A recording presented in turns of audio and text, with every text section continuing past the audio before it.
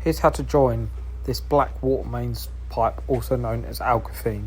So what you're going to need is some 3/4 olives. So they go over the pipe and they give it a nice snug fit.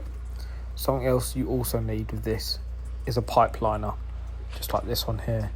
So this is a 3/4 pipe liner. So you can get that already. Make sure it's long enough to go into the fitting. Remove any PTFE tape, you don't need that. And then after you've removed that, you can then get your paste and paste the olive and the fitting. Make sure you put plenty on.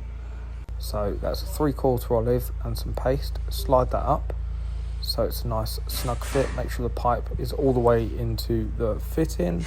Then start your nut, and with your nut started, make sure there's enough pipe in that fitting, and then you can tighten it up like so and turn the water on and test for leaks. So on this one popped off, and that is because they used a 22mm olive.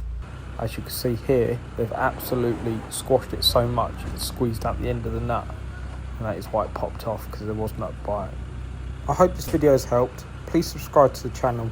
There's more than 200 videos on plumbing on the channel, so go check another one out. There's plenty on there to get you by.